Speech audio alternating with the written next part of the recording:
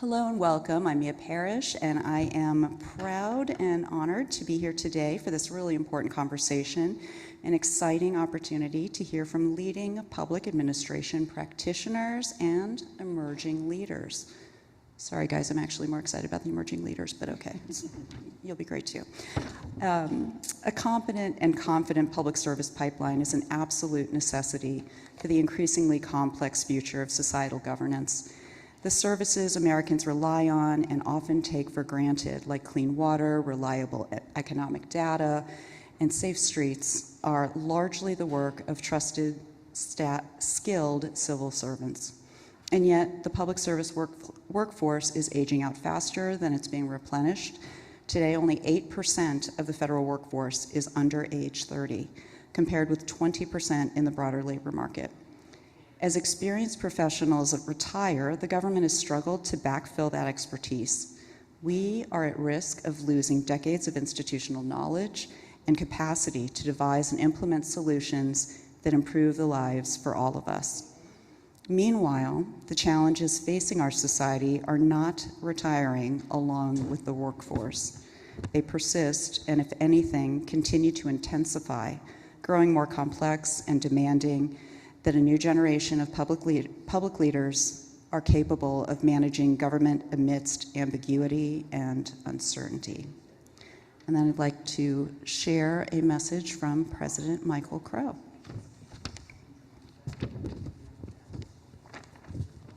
Hi, Michael Crow here. I'm president of Arizona State. I happen to be a NAPA fellow also. I appreciate that very much. And what I really want to talk about is how do we really focus on preparing people for service in the public service of the future. We're going to need to, I think, go back and really focus on transdisciplinary thinking, problem solving, understanding of markets, understanding of innovation, understanding of design questions, all kinds of things. We're going to have to learn how to make decisions more quickly. We're going to have to learn to speak to more people more broadly, more efficiently, more effectively. I mean, it's huge. And who we need to bring into this are people who are, really, in a sense, transdisciplinary kinds of thinkers, people who don't focus on a single subject, but understand many subjects and how to bring them together. We really need people who are deeply dedicated to public service, but who want to solve problems in real time. And so all of this is going to need to be a part of how we bring in this new generation of people in public service. I'm hopeful that we can all work on this together. That's something that we're doing here at ASU, and we look forward to everybody working together here. So thank you. The government needs entry-level talent more than ever, as President Crow was sharing, but current systems leave agencies unequipped to recruit and retain, more importantly, this critical segment of the workforce. So the question we're here to explore is, what can agencies, managers, and universities do to make government careers more attractive for emerging leaders? With me today to discuss this, we have Bill Gates, who's the Executive Director of the ASU Mechanics of Democracy Laboratory and Professor of Practice at Arizona State University's Watts College of Public Service and Community Solutions. Whew. Bill previously served 2 terms on the Maricopa County Board of Supervisors from 17 to 24, and also served on the Phoenix City Council from 2009 to 2016, including as vice mayor, and he has become a dear friend. Vince McConey, who I'm sure you'll become a dear friend, he has held executive roles at several federal agencies throughout his career, including most recently serving as the acting secretary of the U.S. Department of Labor. He is also a professor of practice at ASU's School of Public Affairs and a fellow at the National Academy of Public Administration, where he sits on the board of directors and co-chairs the standing panel on the public service. James Christian Blockwood is the president and CEO of the National Academy of Public Administration. He's a former career member of the Senior Executive Service of the United States government and has broad experience in leadership and management, strategic planning, intelligence, national security, and foreign affairs. He's also an adjunct professor at Syracuse University's Maxwell School of Citizenship and Public Affairs, where President Crow got his PhD. We also are I'm very excited. We are also joined by our project team. Are they coming? Let's see. Do they have a slide? Yes, they do. Yay. Zachary Bell is a philanthropy writer at the ASU Foundation, where he develops proposals, case statements, and other philanthropic materials supporting ASU's charter-driven initiatives. He holds a BA in music with a nonprofit management certification from ASU and will complete his MPA in May of 2016, so 2026. Oh my gosh. Seriously, the last 10 years have been rough on me, and I'm not even kidding. Whew. His professional and intellectual interests lie in the nexus of strategic communication, democratic renewal, and public policy. Michael Hassan is a program coordinator within the design school at ASU. He has worked in higher education administration for 4 years. Outside of his role, he uses his film education to work on local short films and advertisements. He'll also graduate from the MPA program in May. We're just going to call it next month, right? It's still April. Whew, congratulations. Destin Moss began his career in public service as a page at the Arizona State Senate. He has served as a senior page, a campaign fellow for U.S. Senator Mark Kelly, and for the last 3 years as a fiscal analyst with Arizona's Joint Legislative Budget Committee. He previously completed undergraduate degrees in economics and political science at ASU and will complete his Master of Public Policy in May. Caitlin Newcomb holds dual undergraduate degrees, of course, in public policy and nonprofit management, and is a certified nonprofit professional. She is currently pursuing a Master of Public Administration with a concentration in nonprofit administration, which she will also complete in May. And she currently works in fundraising at the ASU Foundation for a New American University, and her professional interests include nonprofit financial sustainability, philanthropy, and effective resource development. And last but not least, Marie Roche has spent nearly 4 years in higher education administration, managing international education programs. As a first-generation student, which ASU has more of than any other university in the country, she brings a personal lens to her research on public service pathways and her work connecting underrepresented students to early career opportunities in public service. She holds a BA in Global Studies and a certificate in Nonprofit Leadership and Management from ASU. She will also complete her Master of Public Administration this spring. I feel a little bit like a slacker. I can't lie. So now I'd like to transition to our presentation. We'll hear from our project team to learn about the work that they have done this semester in their capstone course and set the stage for our group discussion. Okay. So back in January, this all began when Vince approached us as part of our capstone course with a simple but significant question. What can agencies, managers, universities do to make government careers more attractive for emerging leaders? Now, we began our research for this project as you would with any research project, a literature review. And what we found is that this is not a new question. This is something that has been researched by dozens of organizations, significant ones such as NAPA, Partnership for Public Service, and many others that we've spoken to throughout our project here. We have a good basis for what encourages students to pursue careers in public service.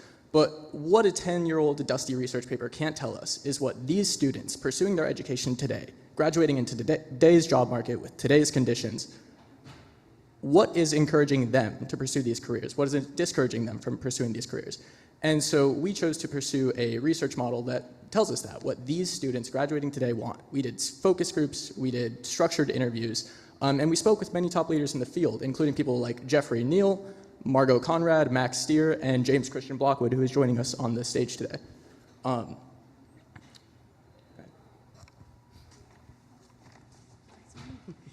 And so some of our key findings from our research with students and really informed by their experiences, many of our undergraduate students in the Next Generation Service Corps had really great experience across 3 sectors. And so the first finding that we found is that there is an undeniable strong interest in public service. However, that's broadly defined. That means different things to different students, and they're finding that public service career point maybe at some different non-traditional entry points in their career. And so we'll dive into that a little bit more as well.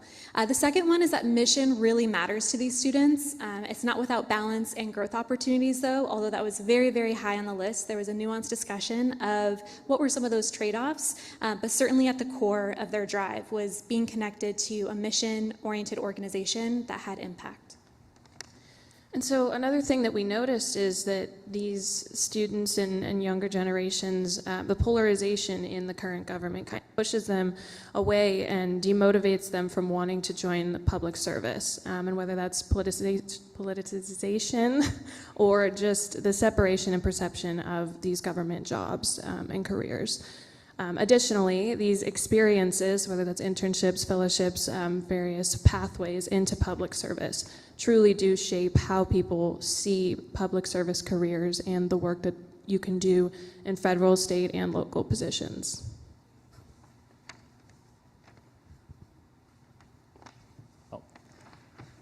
Switch. From those key findings, we developed a couple of recommendations for the public sector, government agencies, and pretty much anything, any organization that focuses on public service. For public agencies specifically, we recommend showing more proof of impact. That's not just showing the public what you do, but also showing those interested in working for those public agencies what they can do in order to better their community, how they can have an impact at an individual level by working at the agency, and covering anything that is a growth point that the agency is actively working on. We also recommend to public agencies that they find ways to provide early career growth for those newly incoming public service workers. For some of them, that could mean the traditional moving up in the career ladder. But what we found from talking in our focus groups and structured interviews is that for a lot of students, that means being able to grow in their role, even if that means not necessarily getting promoted. And then for our higher education friends, so universities, MPA programs, one of the key things that we've identified as a need to educate for a new reality, and that's kind of on two different fronts. One being in that show proof of impact bucket, that requires practitioners and administrators to be prepared to communicate, and that looks very different now than it may have looked 10, 20 years ago. What used to be, do you know how to write, and can you write a clear memo, is now, can you stand in front of a camera, an iPhone, and deliver straight to camera a compelling, engaging explanation of your work, of your goals, of whatever message you need to get out. And that's something that in our own experience as MPA and MPP students, we think that there is room for growth in leaning more heavily into truly teaching those types of skills. It's a very untraditional thing, but is something that's going to become more and more important in our modern media environment, where a press release or a spot on the news station is not enough anymore to reach the most important members of our community. And lastly, this is kind of combined for our public agencies and higher education partners, and that's invest in experiential learning. And I think there's been great progress on this front. Our capstone is an example of that, and there are many opportunities here at ASU to get involved in these experiential hands-on experiences. Where we think there's room is for the collaboration between the agencies in higher education to more intentionally design these programs to give students a better understanding of public service, of what it means in the day-to-day, because we found some perceptions didn't align with realities. But then once these students had internships with local government or federal agencies, that a lot of those preconceived notions were dispelled, and that they actually realized it was a much more rewarding career path than maybe they even originally thought. So deliberate investment in these is really going to make a big difference in the future in convincing young people that these are the careers for them. So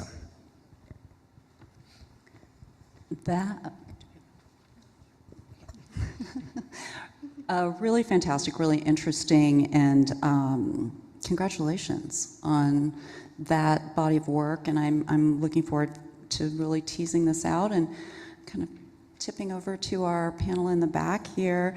One of the things that was most interesting to me is really the thought about what we are looking at going forward, because there has been a lot of research, and I'm very glad that you're doing this research now, because this time is very different.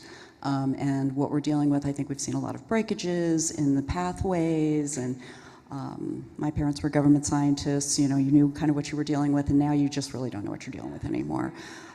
Bill, Vince, James, Christian, jump in and share with me what you heard about these. What are your reactions? What do you think might be missing? Where might priorities occur for you and what you've done and what you'd like to see going forward? Yeah, so I thought these insights were exceptional. I've spent the last 15 years before I came over here at the local level of government. So certainly, I can give you that focus. And I particularly appreciated the statement that you made about being able to present to camera or to the elected body. If you are able to go and make a good presentation to an elected body, it'll be interesting how you can move up, maybe even in the pecking order, in the org chart. You may not be near the top, but your boss knows you do a good job. They want to put you in front of the city council, the board of supervisors, and frankly, as AI takes a little bit more of the laboring oar on the writing, those presentation skills become even more important. So I like that. Having said that, not everyone has that ability. So you also have to be sure that you sort of lean into what your expertise is and whatever your strengths are. And that's the wonderful thing about government. There is literally a job for everyone in government. You can find a place in government as long as you have that heart to serve, the desire to serve. And you guys have really captured that well in this presentation. I think when you look at our system of government in the United States, with the various levels, state, local, regional governments, the federal government, sometimes we can get tied up into what we hear or see about a particular level of government, the one I used to work for, as really leading the dialogue. And I think it's important to take the findings and hear what the coming generation of public servants is looking for, so that we can create environments when the next generation begins that values their way of learning, their way of expression, and the tools that they use, because those are the tools that are going to be adopted more broadly by society. And I think when we talk about how to bring the next generation into government, we need to listen to the generation so that we can do the best in preparing them for the challenges ahead. I think one of our big challenges in the United States is oftentimes people don't understand what the government does for them or how it has an impact. It struck me that a few months ago in Houston, people understood who TSA worked for and why they did their jobs. More people every day should be listening and valuing those contributions and making the government a place where we attract the people we need that reflect our nation, our cities, our states. It's critically important, and our government not only relies on elected officials, not only relies on the media, but relies on people who are competent and reflect the people they serve. And there were a lot of great findings that the students had in this capstone team. And one of the things that surprised me the most and that was most heartwarming was that there is still an extreme dedication in students to go into public service, even though it means something different for them than it may have meant for our generation. Yeah, and so let me just first start by saying thank you to Vince and to the capstone students for the invitation. It's a real pleasure to be able to partner with ASU and have the Academy be a part of this. And let me tell you why. The National Academy of Public Administration has been around for nearly 60 years, and we have some of the most expert voices and leaders across academia, state, local, federal levels of government, nonprofit, and the private sector. And we've been talking about the changes that need to happen in government for nearly that entire time. But one of the things that we really didn't do is what something that Destin talked about, was going straight to the current generation and asking what their expectations and how they view the next generation and what they need. And so I think that's a really big effort here, and I want to underline that because it's really important. Now, as it relates to the findings, two things that I thought really stood out. One, and Vince kind of commented on this already, but this desire to be a part of public service. And although public service may be broadly defined, that kind of fits a counter narrative to what you might think in our current environment. The pressures that public servants are under right now and the narrative around how they serve and who they serve and whether they're really valued or not might suggest that people really don't want to turn to public service or go into government. And this research found quite the opposite. And then the second thing is around polarization and kind of not wanting to see more of that. Most would say when you look at media and the idea around sensationalism, that's something that actually is incentivized right now. And so if the findings are showing that people actually don't like the polarization and that's something that they see as a barrier to service, I think we're headed in the right direction. And so I'm really encouraged by the research and the findings and the recommendations here. And I think that we have our greatest chance of truly reforming of where we need to go and attracting the next generation to be in those jobs through the work and through the conversations that are happening right now. I'm wondering about a finding that feels most urgent. Is there something that you're like, oh my gosh, yes, on it? What do you think? Anyone? Go for it. Yeah, so the finding that I would say stuck out to me is the polarization finding, because what wasn't included in that very, very short description of the finding was that there is almost a level of unsafety, a lack of safety that people feel. And I think, there are some people up here who could probably speak to it a little better than myself, but we had people saying it seems like nobody cares anymore. It seems like they are willing to come after you, after your family, your kids, and why would I want to be putting myself in that situation? And so to me that feels very, very urgent and very concerning, that there are people who want to serve who are dissuaded because it can be dangerous to be a civil servant these days. And we've got to, that's a problem bigger than any of us on this stage, but we've got to find ways to turn down the temperature and keep our civil servants, much less, our political electeds, safe in this environment. Well, I think you're right. Actually, it is incumbent upon all of us on stage and everyone who's listening to remind people of the role that civil servants play in a democracy.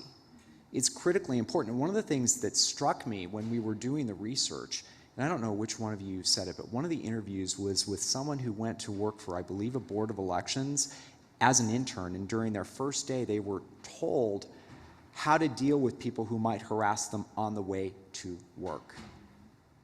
That's a problem. That's a problem that we've got to address as a society, because I'll tell you what, if you want to get your Social Security payment, if you want all of these other things to happen that keep our community safe, it involves having a modicum of respect for the people who are making sure that we get the services we need. I would like to hear, Bill, a little bit about that from you. You and I both have lived in the world of death threats, but you really, really took a pounding on that. And I'm sure you didn't ever expect to have to deal with a fraction of that as an elections official. Right? Yeah, so I mean, I've seen the arc of this from, a few years ago when people just thought, elections happen and we just had results. And then as we went later into the 2010s, we started to have people focusing on elections. And it used to be when you lost an election, you said, well, I tried my best, I lost, but I'll, shake the other person's hand who won it and move on. And obviously that's changed now. And so what folks have done, some people who are unhappy with the results, they've decided, as opposed to looking inside, what could I do better? They're now blaming those people who are involved in the process. And it's one thing for an elected official. I mean, I had some people comment to me because, you know, I was pretty open about the death threats that my colleagues and I dealt with and said, come on, you run for office, you know, get thicker skin. And okay, that's fine. I'll accept that. But I will not accept that for civil servants. They never signed up for that. People in elections, people who work in the treasurer's office, TSA, you name it. They didn't sign up for this. And I blame the elected officials who allow this to go on, who refuse to raise their voices. They're to blame. And we've got to have people, our leaders, take responsibility for this. But instead, in spite of that, in spite of the lack of leadership by some, we've seen incredible stories of people, and because I work with these students every day, who despite this, that was one of my worries when I came over here. I said, we want to work on the pipeline to a local government, to elections, but there may be people that don't want to do it anymore because of what they've seen. But the opposite is true. I see now more students who are interested, again, I'm so close to elections, but I see students who are excited about elections, about local government. They see these stories and they're not turned off by it. Instead, they see this as a true calling. Just like those people who decide to put a gun on their hip or run into buildings that are on fire. These are people who have said, no, you know what? That doesn't discourage me. It reminds me of how important this is, because this fight to maintain this democracy, it isn't just about the elected officials. In fact, they're a very small part of it. It's civil service. It's people who've committed themselves to service in government despite the challenges that we're facing right now. So I am truly inspired by the young people that I have the opportunity to work with every day, and I know we're going to be all right. I completely agree, and I'm so heartened. It's one of my favorite things is being a professor and getting to work with students coming up, and I feel a really strong sense of responsibility about what I am teaching you and making sure it's the right things. When I started, I never thought I'd be teaching about trauma-informed reporting and how to be, you know, I used to give people a little card like, here's what to say if they're trying to arrest you at a protest. I did not think I'd have to say, what do you do if there's like an active shooter and you've got to dive under the table? What sort of, I'm curious if you have thoughts on things that you were not taught about that you think would be helpful for those coming behind you in this current environment. I think something we all kind of talked about is just the awareness of how much the government affects our daily lives, and I think that's something that there's just a lack of communication, a lack of demonstration just out there in the media, and I know you touched on this a little bit, but I think it just needs to be a bit represented more, and I think we're so focused on that polarization aspect that we were just talking about that it's difficult to take a step back and see how it affects our daily lives, and I think that is a bit more motivating to step into this career, for sure.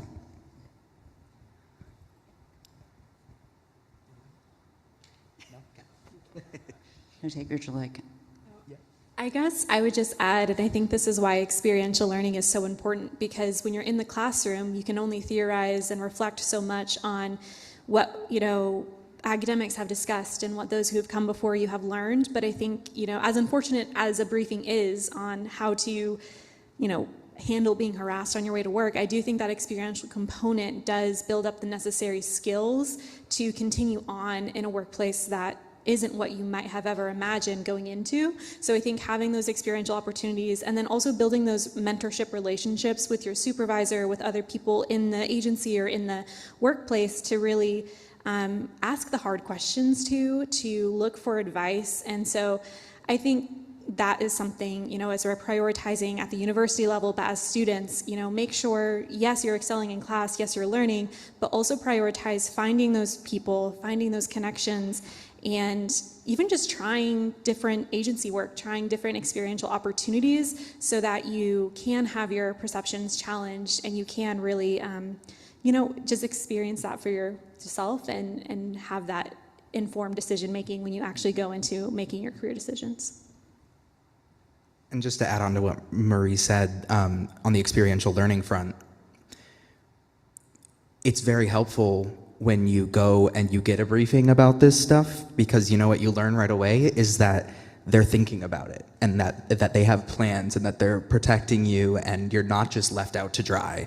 And on the mentorship front, it's so helpful to meet people who care about you, who care about the next generation of public servants. Like, it's been so great to meet all these people up here on stage who volunteered their time and their energy to help us with this project, and that's not something that everybody gets, and I do think it's something that ASU is doing very, very well.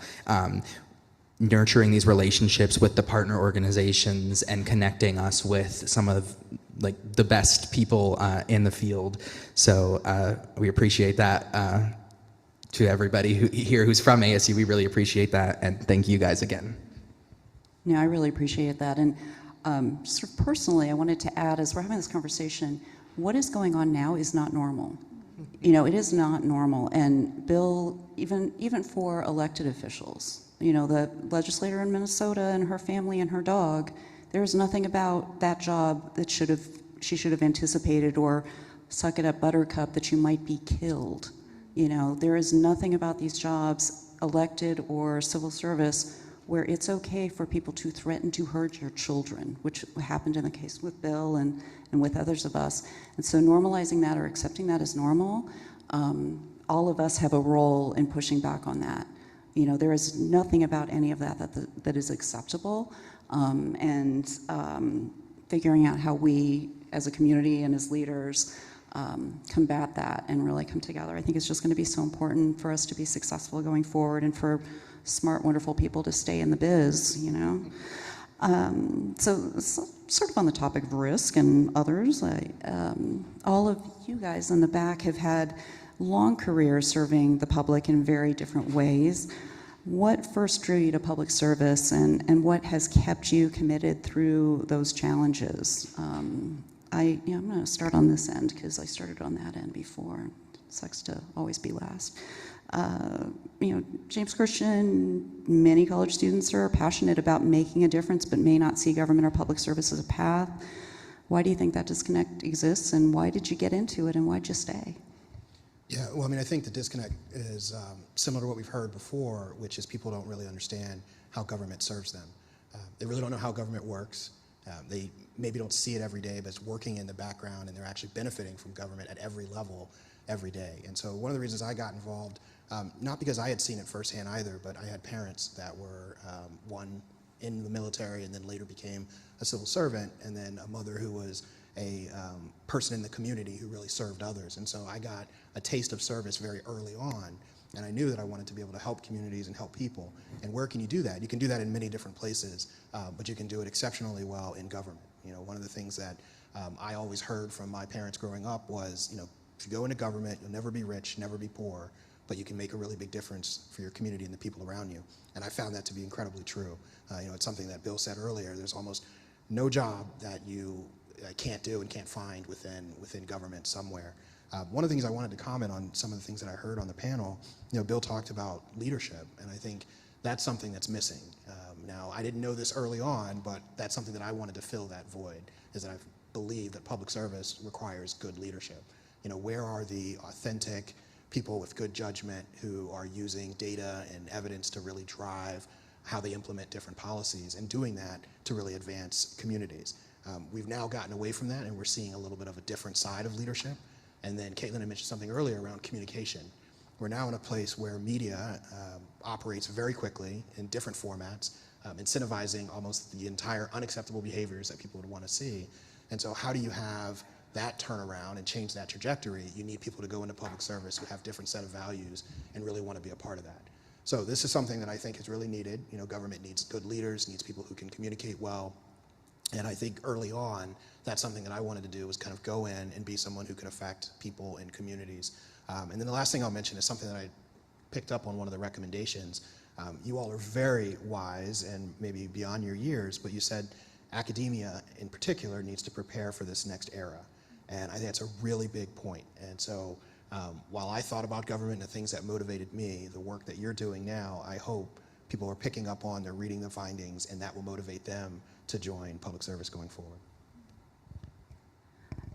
Vince, you've had a unprecedented and hopefully unique experience as serving as Secretary of Labor during a massive RIF situation and the Doge period in early 2025. From that vantage point, what did you see happening to the people early in their federal careers, and how did they respond? So, one, my arc of leadership training began here at Arizona State University. I ran for student government. I won election as VP by 8 votes in a highly contested election. I ran for re-election and won re-election by 16 votes. But I doubled the margin. But through that experience, and I think my friend John Fees is probably watching this, who is student body president, I learned not only about the elected process, I learned a little bit about personal strength in an area where it was very easy to learn those lessons. So what I learned not only in the classroom, but in the experiences that I had at ASU helped the beginning of my career in setting myself to become prepared for bigger and bigger challenges.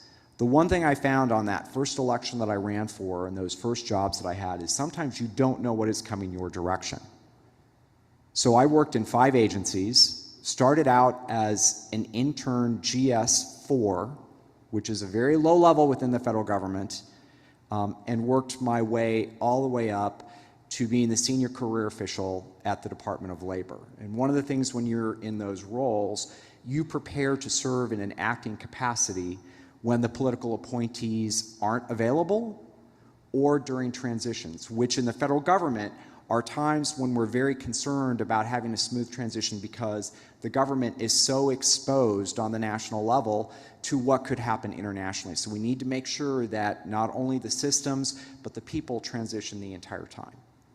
The one thing I will tell you is that I learned and used a lifetime of preparation, but even then I wasn't prepared for what I saw. And it wasn't the executive orders and everything else. Frankly, it was waking up January 20th and realizing the enormity of the weight of the responsibilities. All of a sudden, I was responsible for Job Corps with 53,000 students around the country. I was responsible for mine safety and health. I was responsible for thousands and thousands of investigations about wage and hour disputes that people had, occupational health and safety. All of these things all of a sudden came to the forefront to me when they were in the background before, because I was supporting on the background as a management official. And what I had to do during that very difficult period of transition is steady our agency, steady our employees, give them focus and direction to get their job done. Now I can tell you, you asked about the RIFs and Doge coming in. There were a lot of disruptions. As a civil servant, I believe that the legislature and the executive determine the size and mission of government, and it is my job and the oath to the Constitution to implement that, but to do it in such a way that respects the dignity of the people who reported to me and the importance of the mission of the organization. And I took that with me every single day. So there were no employees at the Labor Department who were RIFed during the early time. They were temporarily. They got their jobs back. Many of them took the deferred resignation program later that was offered by the federal government. The challenge to me with all of that is, again, if you give people who work in government direction on the size and scope, we can figure out ways to get the job done.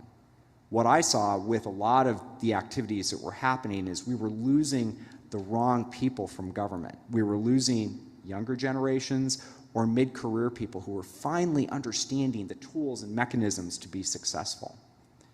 So what I would urge any governmental system, because the age of disruption is one that we're in the middle of. So if you're a governor out there who wants to reduce or change the size of your government, or a mayor or a county administrator, step back, work with your career people, figure out what your end goals are, and engage those individuals in the result so that you have the workforce that you need to serve the constituency that you were elected or appointed to serve.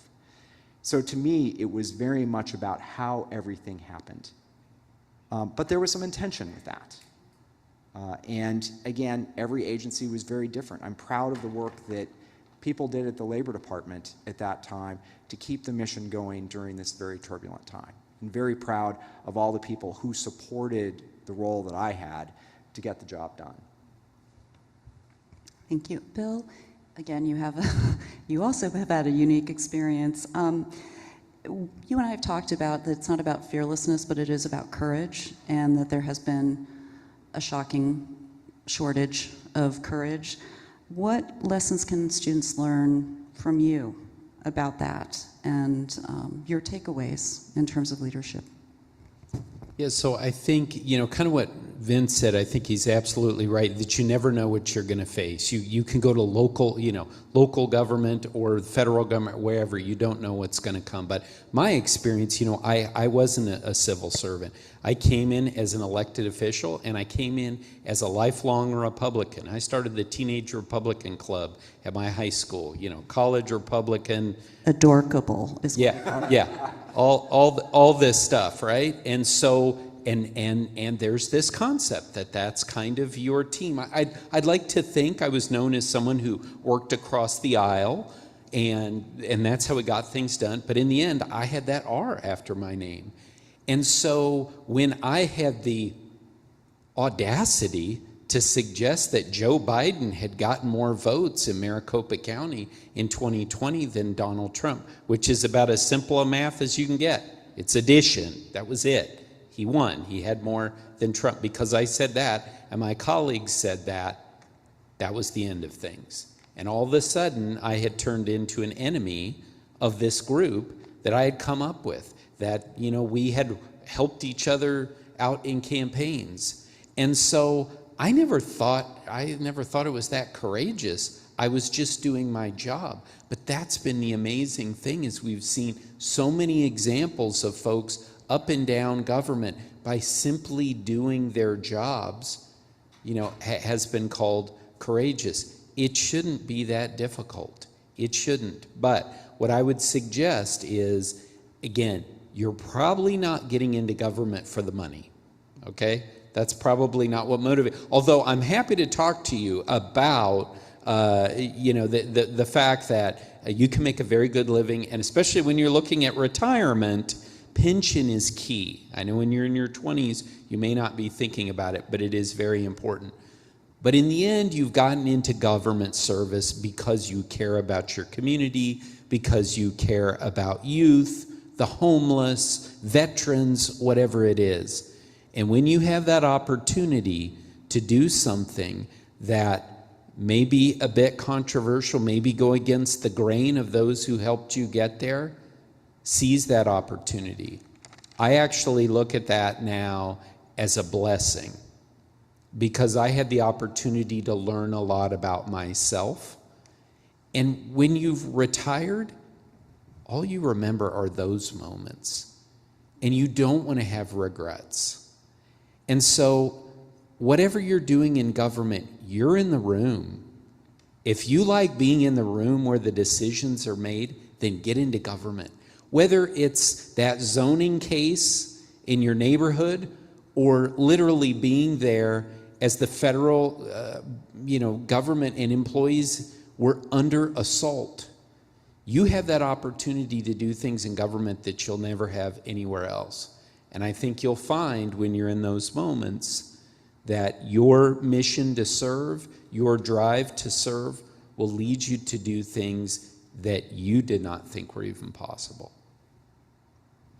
No, I love that. I know we were just talking about not being money driven, right, and really being purpose driven.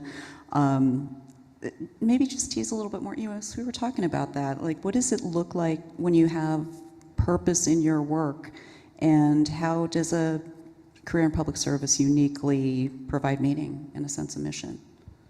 Yeah, I think, I will say you can have a wonderful life, and you can provide for your family, and you can do incredible things and see the world through public service. So the never be rich, never be poor doesn't mean you go without. You can have an incredible life. What it looks like, in some sense, it depends on what role you play and where you go. I think One of the main things you have to remember about government, if you are a civil servant or on the career side, is that you are upholding your constitutional responsibilities, you're nonpartisan, and you're doing the work. If you're an elected official, then maybe you have a policy agenda and other things you want to do. I spent my time on the career side, and just to give you a sense of some of the things that I had an opportunity to do, when I was with the Defense Department, I deployed overseas, and when I came back, had a reception from people really thankful and grateful that they had people, civilians and military, deploying on their behalf and for their safety and their comfort back home. When I was at the Department of Homeland Security, worked a number of issues, but one thing that really stood out to me was being able to attend and to help facilitate naturalization ceremonies. And I don't know where you sit on different immigration issues. It does not matter if you go to a naturalization ceremony and you see the passion and the belief in people's eyes who are becoming U.S. citizens. It is something that is very, very powerful and very moving. When I was at the Department of Veteran Affairs, went to different facilities where there were veterans that were coming back from some of the conflicts that had sustained some of the worst injuries, both mentally and physically, that you could ever imagine. And be able to walk in the room with them and to see people more thankful for you being there and serving them than what they had sacrificed for you is an incredible thing. And then when I was on the legislative branch side of the Government Accountability Office, part of my responsibility was looking at global accountability. And so I would go overseas to different countries and help them institute more accountable, transparent processes and mechanisms within their government.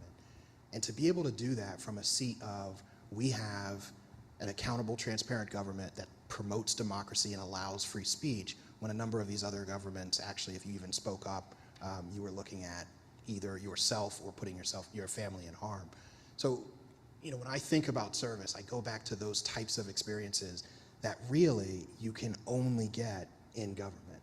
And that impact is so far-reaching, so broad, and it's so direct that you can see the results right there in front of you. It's very motivating. And so what I'm hoping is, there's a big narrative out there about government right now, but I look at this next generation, and I hope that you can see through some of that, and you can talk to real public servants. I mean, if you go in and put 250 public service champions in any search engine, you will see across the country news articles, social media posts of some of the people in local state areas that are having such a huge, tremendous impact. And if you do that, I'm hoping that inspires the next generation and understands the impact they can have through service. Well, and to underscore that, those of you in this front row, there's nothing special about the three of us. I don't think that's true, but okay. We went to school like you did. We didn't come from legacy families who were involved in government like there are in other places. We had opportunities and created opportunities and had these incredible careers that I don't think even for the bad things that happened, any of us would give up. I looked at myself, I had to pinch myself when I worked at the Justice Department, and I had an opportunity to work with Janet Reno and then John Ashcroft, who I thought were the most incredible two people for very different reasons. And I had an opportunity to be their head of protocol as a government employee. And that's for a kid that woke up one day in Butte, Montana and decided to go to Arizona State. And here's my connection. I interned at GAO in the summer of 1993 and got to meet Janet Reno. So That's unfortunate. I don't think I've met Jane. Yeah, how many SGA kids do I have here? All of you, right? Student government? No? No, interesting. Okay. I wasn't either. It's a Girl Scout, but yeah, no. Both you were all talking about, experience and job creation. For you all, what aspects of an internship or fellowship experience would dispel or confirm motivation to work in the public sector? What are you looking for? Is it a project, a manager, the culture, or something else? What would drive you and keep you? Well, for myself and most of the people that we talked with in our research, the big thing is impact. Like when I first got into understanding government, it was in high school. We were required to take the government course. It's half a year.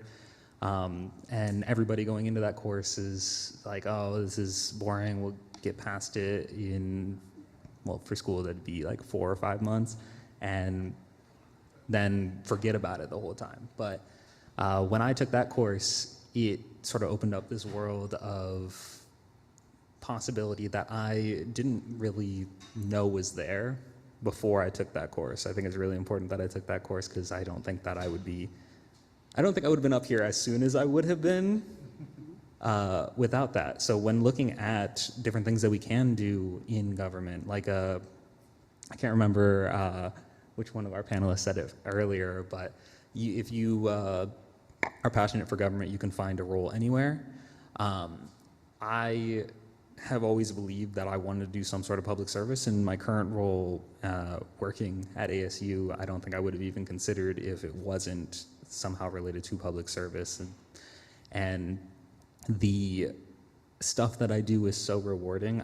Any job that I work in government, whether it be I decide to do an internship after my full-time role here or going to another full-time role, it's pretty much about impact and who I help either make their lives better directly or indirectly and help them find opportunities as well.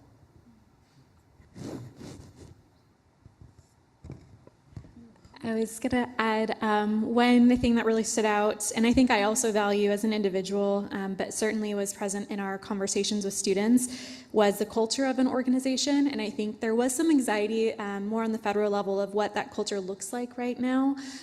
But in general, that really stood out and would make a difference for them, as they are evaluating these different trade-offs is, if I go into this experience, this internship experience, this fellowship, and there's a culture there that's welcoming, that's excited, that's passionate, that's open-minded, came up a few times.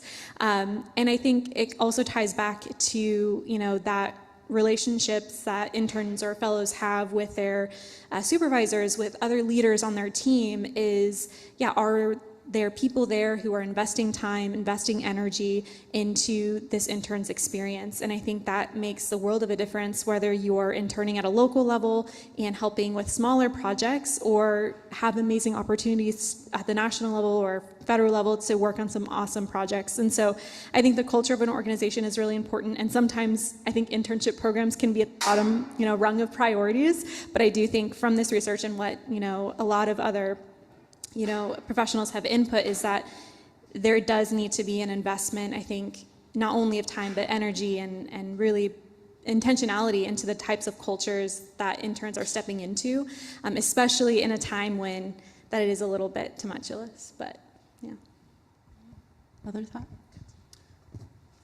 This might be a little more abstract, but I think in a lot of ways, impact, but framed in the sense of like, the moral character of the organization or the government that I'm trying to work for. Because in a lot of our discussions, when students chose to talk about impact, they were specifically saying, I want to see the thing that I am doing as part of my job enacted in the real world. I want to see what I am doing and the effect that it has. And that's important, but I think in a lot of ways, what these students lose, especially when you're talking about nonpartisan jobs, is the idea that like your personal morals, your thoughts, your ideas, those still matter. And they are reflected in the character of the organization. The organization is not independent of you. It is a composite of all the people who are employed by it. And instead of allowing when we talk about threats, for example, and how that pushes people away, I think watching what happened with Mr. Gates in 2020 was very revealing for me, because it's interesting to see how like, even if you don't expect to be able to make those kinds of decisions, Mr. Gates did not expect to choose who won the election in Arizona when he applied by putting his name on the ballot. But because he was in that role, he was able to have an impact that mattered even when he didn't expect it, because he made the organization more morally just, if that makes sense. Remind me of the question one more time. You can say whatever you want about whatever you want, but no, I was asking about what sort of experiences and jobs or fellowships would dispel or confirm a motivation? What motivates you? Yeah, I think one of the things that we heard, maybe not stated directly, but people want to see themselves represented in the organizations that they're looking at. And I think that cuts along all different kinds of lines, whether it's more identity-based of gender or race, or it's more personality-based or other ability-based, right? Like, it's nice to see flexible organizations that can adapt to what people need and what people want. So like in my case, you know, I have ADHD and I work in a different way than a lot of people do. And in government, I think I was worried about public service, government service, because I grew up, you know, watching everybody talking about bureaucracy and like the kind of almost comedic depiction of paper pushing, and it's the same thing over and over again, and you hear from this hour to this hour, and it's very regimented and all of that. And you know, luckily we live in a time where that's not necessarily the MO of work anymore, but it's really helpful to see organizations that are understanding of that. And it's one of the first things that I look for when I'm interviewing for a job or like a role or volunteering or anything is, you know, here's something about me. What, you know, what do you guys have to help me be the best that I am? Because I'll do great work for you. It just may not look the same way as you might personally do the work. So I think representation in every way is super important so that people feel like their contributions, however that they may come, are welcome and honored. I love all those answers. I really do. They make me feel so much better. I want to get to public trust, because, you know, we've got a stage full of incredibly earnest, purpose-driven, mission-focused folks who a very large percentage of the universe doesn't trust us, right? Media trust is below 30%, so below 30% of Americans have strong trust in the media. It just freaks me out. But even more interestingly and apropos of what we're talking about is it's very politically divided. So only 8% of Republicans report having strong trust in the media. And so it was really difficult issue in a political but, you know, nonpartisan world of government. How can we better communicate that public service careers can be innovative, entrepreneurial, impactful, not just bureaucratic, but also deserving of trust? And how can we work to rebuild that and the credibility of what we do? I mean, I think we need to talk about the reality of what these careers look like. I love what you said. When I was on the Board of Supervisors, look, Maricopa County does not, for those here in the room who have worked in different government jobs in Arizona, Maricopa County doesn't pay the most. There are other places that pay more, but, you know, the county manager was focused on this. Even though it's the biggest county. Yeah. Or second biggest. Yeah.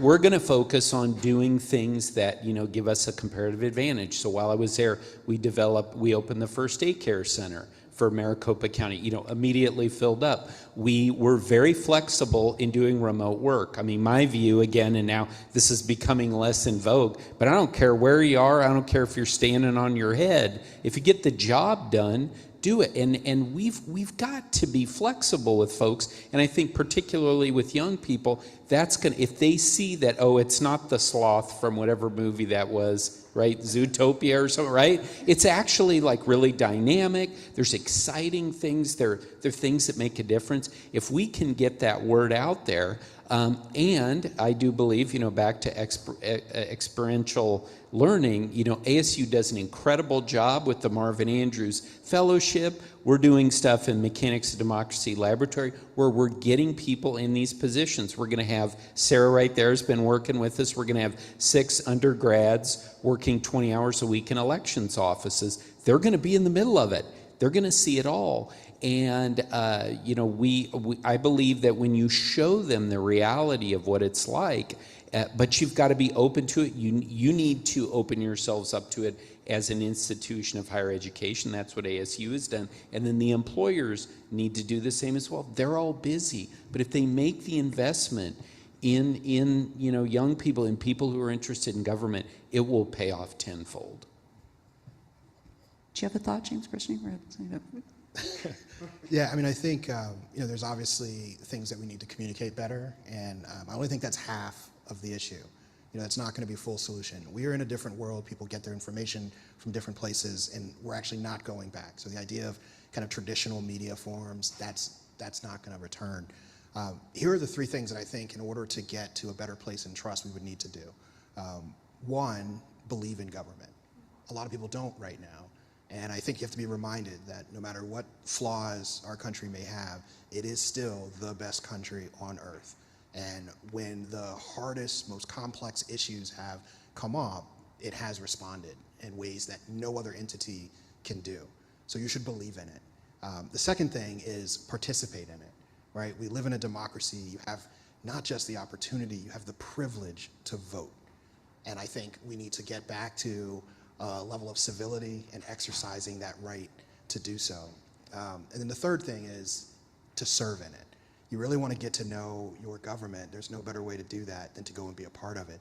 And I don't necessarily believe in a compulsory way, but again, you have the opportunity to touch so many people, so many communities, and you can do anything in government.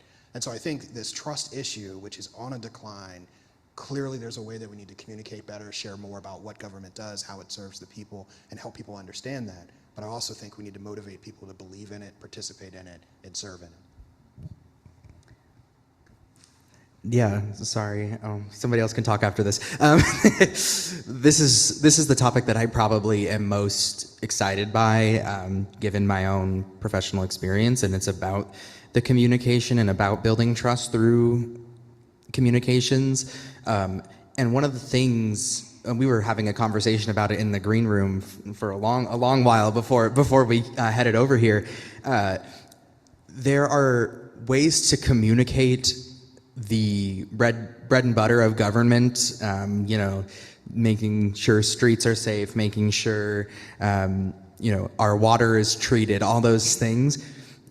You got to make those interesting to people. And it's so not interesting on its face, but making it interesting is not too hard. We were talking about, there's like the Oklahoma Department of Wildlife Twitter account is hysterical. They make jokes about don't touch the bears. I know they're cute, like that kind of stuff. Or I think about some of the stuff coming out of the New York City recently. If you follow them on Instagram and things, they're these short, super interesting, funny, and informative clips. Like, you're watching people, how do potholes get filled? How do they do this? How do they make these decisions? All of that is included in these short little videos. And you want to watch them, which, I don't want to read a statement or a report or anything about how potholes are filled personally. And I even study this stuff, so much less somebody who is just a citizen. But making things interesting and communicating that is going to be a big challenge for us, but it's something that we have to do, and that relates very closely to a couple of our recommendations about communications, because you gotta get people's attention to get them to understand what it is that we do for them every day. Yeah, on Zach's point, one of the big things is we can't just ask people to believe in government as much as we would like to. We have to convince them to, and I think a great way to do that is just like Zach was talking about, the Oklahoma, what was it again? Wildlife. Their Twitter gets people engaged and has them see what they actually do. Communicating to people what different parts of government do is very important. I mean, before pretty much all the stuff that's happened recently in the past few years, not many people really knew what DHS did in general.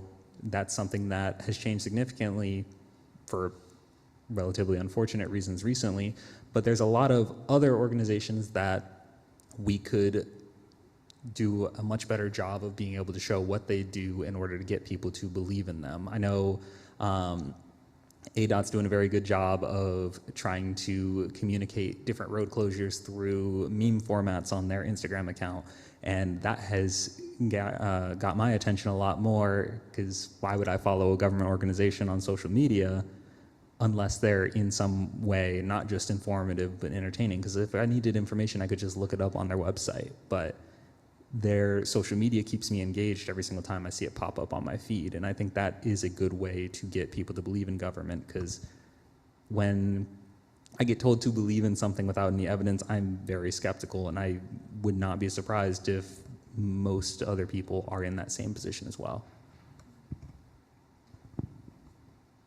Could you just briefly repeat the question for me real quick? What was I asking? No. Well, we were talking about public trust. we left all the way over to, to communication. So how are we getting that, across, and what does that look like for communicating?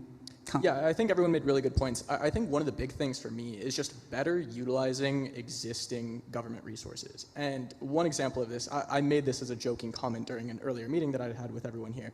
But like, for example, the United States Postal Service has the largest fleet of vehicles in the country, period. It doesn't matter if you are in the most rural town in the most rural county of the country. Every day, no matter what, you are going to see your postal worker. They're coming to your house. They're bringing you your mail. ASU puts messages on every bus that drives around the city that say #1 in innovation. And if you ask anyone in the state of Arizona, what is it that you correlate with ASU? First thing comes to mind, #1 in innovation. It makes sense to me that we could do something similar there or other points of contact. If you're calling the Social Security Administration, I see no reason why you couldn't have a pre-recorded message from a public servant explaining who they are, what they've done, like what their impact is. Putting those kinds of impact statements in places where people are going to actually see them without having to go out of their way to find them on a government website or a government Twitter page, I think would be quite beneficial. And I totally believe in humor as a mechanism for that, and authenticity. You all know the most credible are the ones that are credible, right? They're real, they resonate with you. Don't put the bear in the back of your car, and yeah.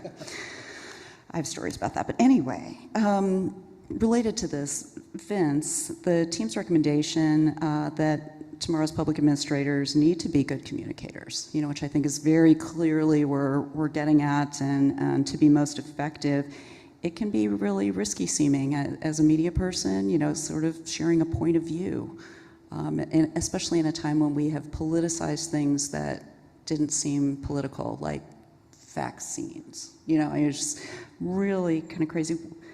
How do you think about that line, that nonpartisan line, and how would you teach to your MPA students who have to navigate it? So I think it's important for those of us who go into government, we need to have a nonpartisan approach. So whatever opinions I personally have when I worked in the government, I would tuck those away when I parked my car and get the job done. And it's important for our government to be able to communicate not only the ordinary things, because that builds trust, so that when you have the extraordinary things happen, you trust the sources of the information that you're coming. And we talked about this. How do you build sources in a situation where our environment, when I grew up, there was ABC, NBC, and CBS, and 2 newspapers in every community. And you usually watched a little bit of each of them, or whatever your grandparents watched, that was what was on the TV. Sitting here in the Walter Cronkite School. Exactly. You're Spinning in the in his Cronkite grave, School. yeah. And so now, even something as simple as repaving a street can be politicized based on the source of information that you receive it and how that's being managed. So I think as people who are responsible stewards of government, we need to get to people where they're at. And that involves communicating in a variety of different ways with the appropriate sense of urgency for that. I think government as a whole, we need to rebuild confidence when we're sharing information with the public. That is a slow, tedious process.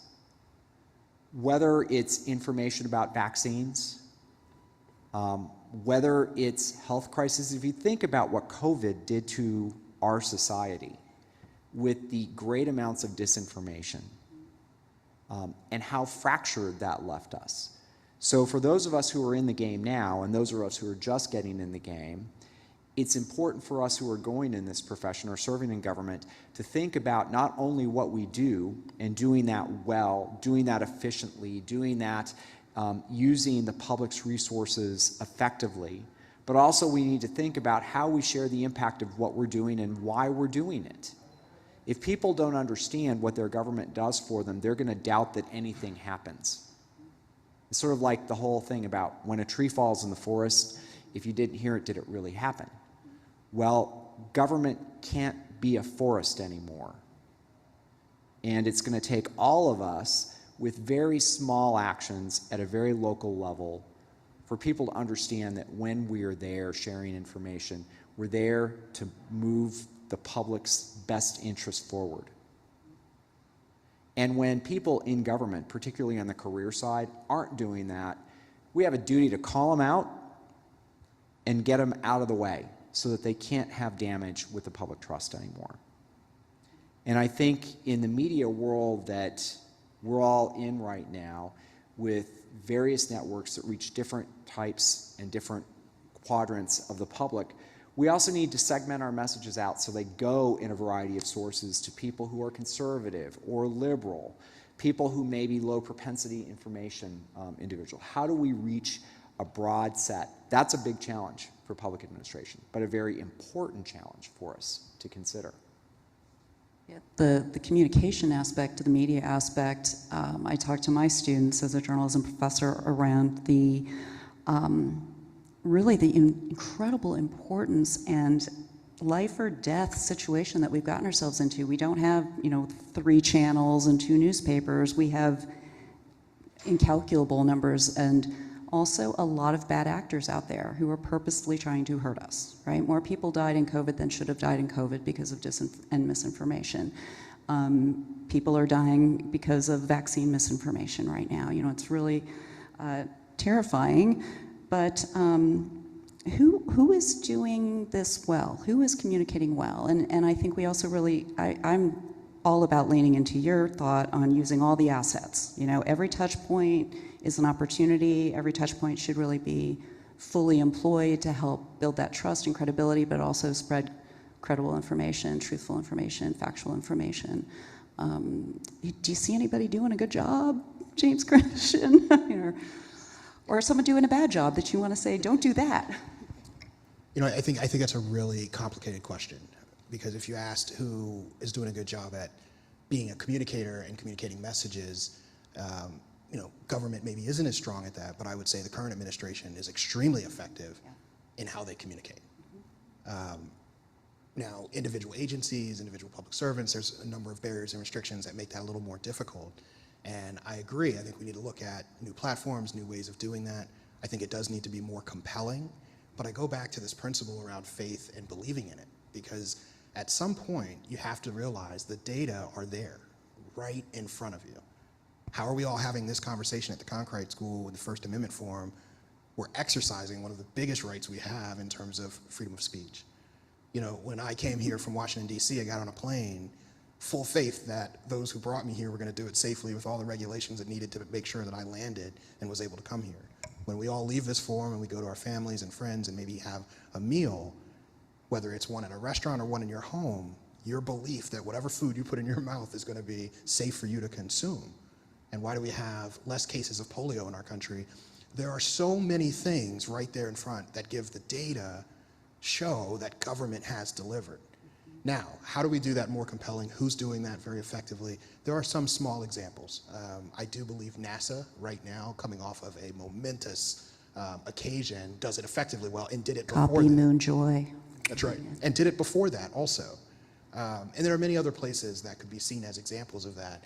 What's happening, though, is things are changing so rapidly. The landscape is moving so quickly. And I believe people actually search out for the information they want. It's not because it doesn't exist. It's because they go to the forums, the media platforms, the people that they want to get information from. And so this is changing so rapidly. We do need to find more compelling ways and a platform that meets people where they're at. We've got to teach AI about government, how it functions, where you can get resources, because now you used to Google something or whatever search tool you use, Microsoft, whatever, but now if you go to any one of the AIs, people are basically asking questions, looking for help, everything from healthcare to how they get basic services. And so we can use those tools and help those LLMs get trained so that they understand more about what the user specifically needs and helps cut through that disinformation. Those tools can be trained in ways for public good.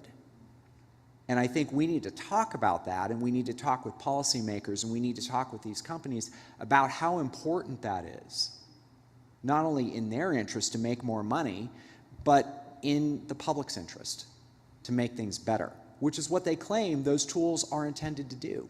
So let's hold them to account for that. And I would follow up on that and say that governments need to be open to using AI. This is through the work we've done in the AI and elections clinic. I've been shocked by how many jurisdictions are locked down on AI. The IT department has said, don't use it. So guess what the employees do? They go on their phone and they look and they use AI. So we need to be open to this. We need to, again, meeting people where we're at. And unfortunately, that's something that government has generally been pretty slow on it. But I think now, and that's something that certainly we're trying to do here at ASU, is train our students on it. And for you guys, this is a huge advantage for you, because you walk in where you've been using AI, and you can help open the minds of the leaders to the good things that AI can do, but also the guardrails that need to be in place to protect government and the people that they serve. I'm so glad you brought up the technology aspect of it. People are afraid. Technology isn't evil. It can just be used for evil things. So how can we utilize it to help combat evil, right? Or for lack of a better term. But I promised that I would keep us on time, and I'm now running late, so sorry. But this is really fascinating, and I can't help myself. But let's look ahead. And I'm going to start with Bill on the other end. And what's one thing local and state governments could do tomorrow without waiting for federal action that would meaningfully shift the pipeline?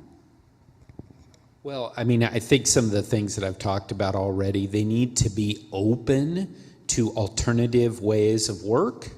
They need to be open to alternative ways of compensating folks. They need to just kind of blow all of these things out of the water and say, look, we want employees, if they show that willingness to have more creativity, I think it's going to entice more people to move into government.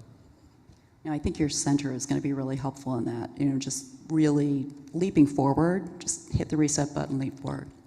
Vince, you look like you had something to say. You have something to say then.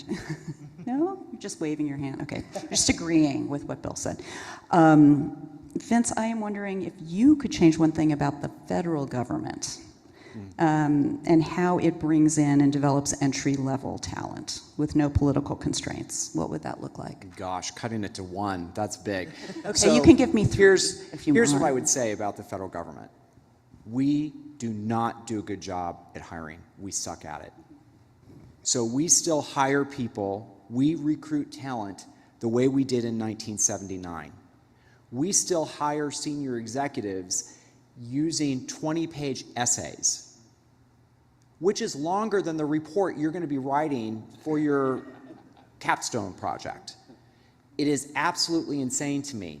Do you know this year, 2026, is the first time that a 2-page resume was acceptable for a federal job? You wonder why we have talent and pipeline issues. You wonder why 7% of the federal government is under the age of 30. Because who can come up with a 12-page resume out of college to get an entry-level GS7 job? Absolutely insane. One of the things that you all had an opportunity to meet with a former Chief Human Capital Officer for the Department of Homeland Security. And he talked about the work that he did around how we address veterans' preference, but yet create opportunities for people who weren't veterans. About creating pipelines where you would actually have meaningful work when you started your job. Maybe not changing the world or running the agency, but meaningful work. And we need you all, as you're coming in and looking to the federal government, to hold us accountable for fixing these problems finally. And frankly, at the federal level, we need to ask Congress to do their job and get the laws changed that will fix the 43 unique processes involved in getting your first federal job. It's not the way that we bring the talent that we need to these very, very complex issues. And it's not that we're just looking for MPA and MPP students. We're looking for engineers, we're looking for scientists, we're looking for computer analysts, we're looking for a broad range of people. As President Crow described, we need an intersection of various professions and backgrounds to help move our government forward into the century that we're in. But we're not going to do that the way we hired in 1979 when you needed a typewriter. I couldn't even fill a 12-page resume, and I'm old, and I have lots of things that I could have done, but no. You get the magic wand question. So magic wand, what do you get all of them with this magic wand. What would you want to happen? What would help this pipeline? Just pushing aside all the nonsense. I mean, I think this forum is the magic wand, right? I mean, ASU and the National Academy of Public Administration coming together to listen to this generation about what needs to happen, not only now, but for the future. I really think that's the magic. I mean, I remember being a very young career SES in my 30s, and I would sit in rooms and we would talk about talent pipelines then, and I would sit around people 2 decades older than me telling me what my generation at that time needed and wanted to do and how to recruit them. And so I don't want to repeat that mistake. And so the biggest thing that I would say is, and Vince mentioned this as we started off, he said to listen. And I think you all have done the research. You're going to continue to do more research and have a big impact out there. And we have the duty to do just that and listen to what you have to offer. So I'm going to take your advice and ask each of you, what would make you actually say yes to a federal job right now? With career, yeah, right now. Well, I mean, beyond like, oh, and you have student loans to pay off, but you know, what would make you want a career in the federal government right now? What would that take? I think a lot of it's opportunity. I think a lot of it is who sets you up for it. I mean, even this exposure to various different people with experience in the public sector, I think this is an incredible opportunity that a lot of us probably wouldn't have thought about, the roles that you guys have been in and the impact that it makes. And so I think the opportunity, the cross-sector collaboration helps a lot, cross-sector leadership, just all of our different backgrounds and the understanding when we kind of come and put it all together, I think has helped a lot in this experience, kind of boost our motivation for the public sector for sure. In terms of like any other motivation, I'll let the rest of the group speak to that. But I mean, going off of the opportunity thing, that's really big. Like when we talked with everybody in our focus groups and the interviews that we did, every single person was motivated to do public service, whether it was just the general idea that you think of with bureaucracy or doing things like working for a company that does transit on behalf of the government. But one of the big things is, like Vince was talking about, the federal government, its hiring process is archaic and it's not set up for the modern world. When we talked with Jeff Neal, who was the person who was what was his role again? Chico. Yeah. Stupid name, Chico. Chief Human Resources Officer at DHS. He mentioned how he applied for a job in the federal government and he heard back a year and a half later, which from a career perspective feels really disrespectful. Whether or not the process took that long, several thoughts can go through your head like, wait, was I like their 5th choice on this? Do they really want me specifically, or are they just desperate for somebody? So in the hiring process, whether or not the agency is trying to be respectful, a little bit more respect in the process of getting a role, because as amazing as a role can be, it can be really disincentivizing to not hear anything and then have moved on and then suddenly hearing something, because at that point, I don't think I'd still be interested in the job.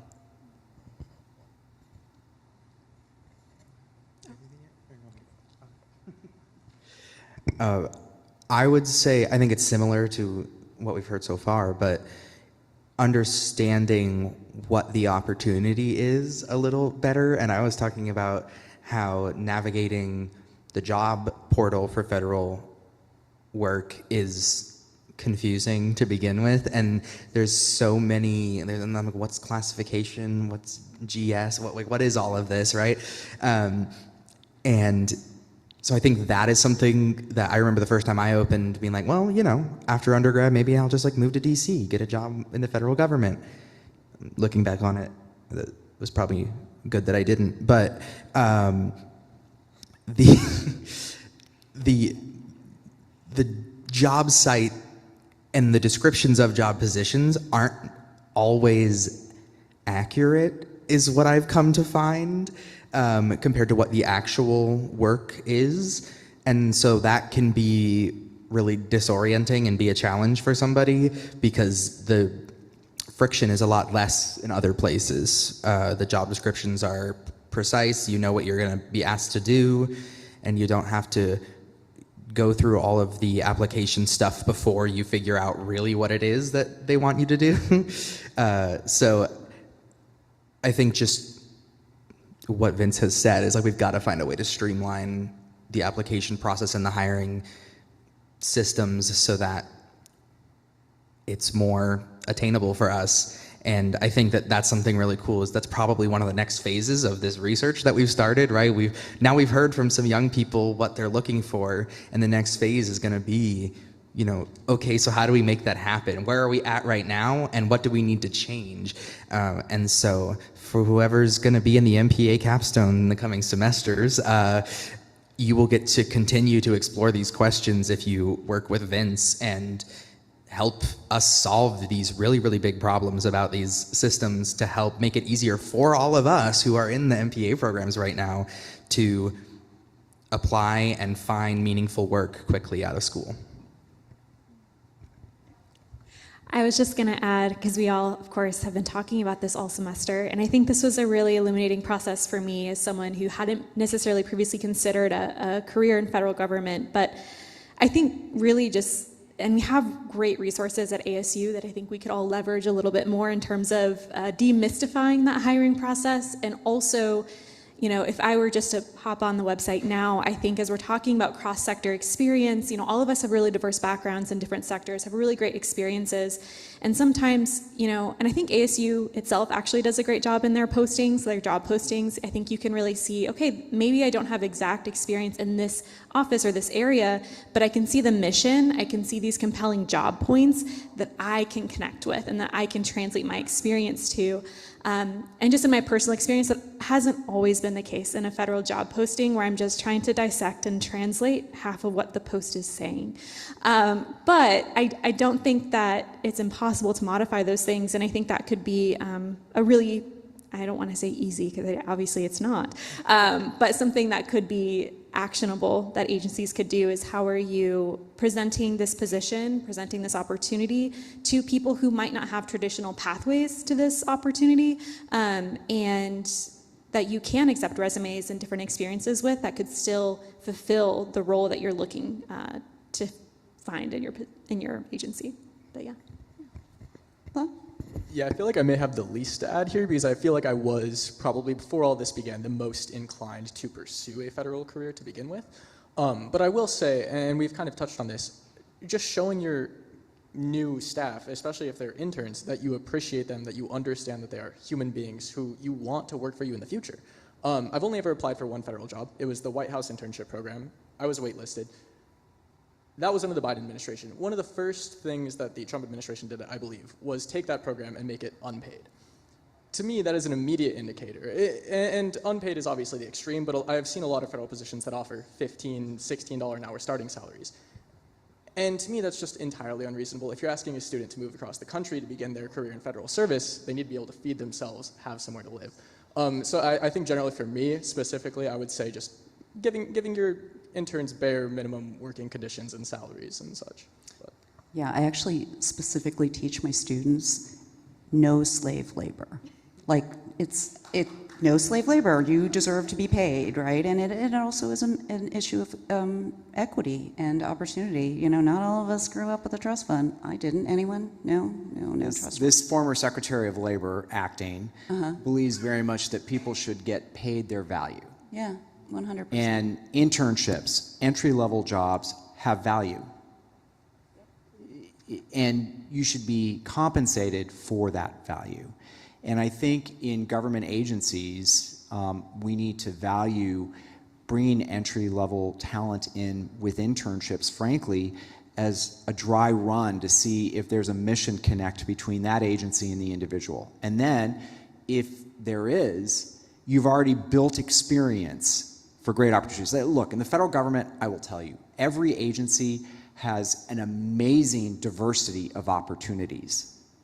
I mean, I had an opportunity as an intern to create, and trust me, I did not think I would start my career working at the Bureau of Prisons, but I did because they were hiring paid internships, and I took that opportunity and created a program that helped with the reintegration process for federal inmates going back into their communities using community-based volunteers. And so from a very early time in my government experience, I found that there were great mission-based opportunities.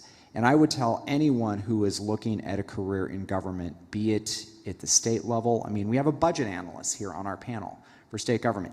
Budget people know everything because they know where all the dollars are at. So befriend them because they'll help you find where opportunities are. But there are opportunities to create enormous change. And when I was running programs and agencies on the mission support side, I would remind people, whether it was at Homeland Security or Treasury or Commerce or Labor or Justice, that no matter what role that you have, you're empowering frontline employees to get their job done. So the people who did purchasing or ran the IT systems were making sure that mines were safe for miners to go in and get those precious metals that we need. Or we were working so that people could go in, and if there was something bad that happened in an organization and OSHA had to go look at a violation, that the company would learn and that accident would never happen again. And frankly, in the federal government, every day we jump on planes knowing that the airspace is going to be safe and that nothing's going to blow up while we're on the plane. Because federal employees are dedicated to those missions and not paid very much money to do that. Or that medication is going to get to that grandmother in Alaska because the U.S. Postal Service is the only organization that will deliver there. I think as Americans we need to value the people in the government that we have, because the impact is not just in our country, it's worldwide based on the standards that we create for safe food, for our medication, for everything. And I think what I try and do, and I hope you do too, when I go through TSA, I try and thank the officer at the end. Oh, I always do that. I'm like, oh my God, I'm so sorry not getting paid, and thank you so much. Hope you get paid soon. No, seriously. I mean, this is people, we have come to value money so much as, success that people forget to value service in the way that we really should. So thank you for saying that. I am running late, but one more question. I'm going to go Vince, James Christian, Bill, answering the same question. Looking ahead to 2030 and beyond, what gives you hope about the next generation of public servants?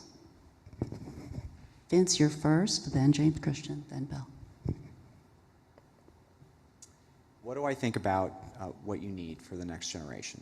What characteristics you should have? Curiosity and determination. Curiosity because I wish for you to all ask those demanding questions about why things are done the way they are so that you can help figure out how to make it better. There's not one organization that I've been in that couldn't become better. But oftentimes people weren't curious enough to ask the questions. And then to understand who you serve and have that be your base every day, who you serve. So what gives me hope, I'll end where I started. I believe we live in the greatest country in the world. There's nowhere else, at least I would rather live. And when you're in a democracy, you do have opportunity. If you don't like something, you can vote. And if you like something, you can vote. And so what I would say gives me the greatest hope is that government right now, at least at the national level and even at the state and local level, is being remade. As we sit here, we have this conversation, it's being remade. We've had a period of disruption unlike at least I've ever seen in my lifetime. And there's an opportunity to be a part of what comes next. And I think that's what gives me the most hope. And I encourage people to play their role in that. One, I would say technology. I'm not a doom and gloom technology person. I think technology provides incredible opportunities as we move into the future. And millennials, Gen Z, and Gen Alpha, I believe that their perspective, their desire to I think they look at things in a different way. They look towards consensus type of solutions. They've been trained this way. They're not as divisive as, unfortunately, Gen X baby boomers. So the combination of those two things, technology and these generations that are coming up now, give me great hope. We just need to get there. We just need to get to the future to let these guys take over. On that note, thank you all so much. Thank you especially for sharing your research and your expertise, your experiences, as well as all of you for really sharing your wisdom with a lot of humility, because it's the time we need it. Yeah, and thank you so much for agreeing to moderate. This was kind of a shot in the dark, and you just said, of course, I'm on board, let's do it. So we're so grateful, and we're so grateful for all of our guests and for Vince for just all of his mentorship this whole semester. We really leaned on him to help us navigate throughout this entire project. So thank you, Vince. And we have our professor, Daniel, in the audience. Thank you, Daniel, because you helped us a lot, and Michelle also helped us a lot. And we're very grateful for her. And thank you, Shannon, for coming today, the director of our school. We really appreciate it. And thank you, everybody on Zoom, for watching. And we hope that you all learned something nice today, or you heard something interesting at least, and that will have you thinking about the future of public service. So thank you all for joining us today. We really appreciate it.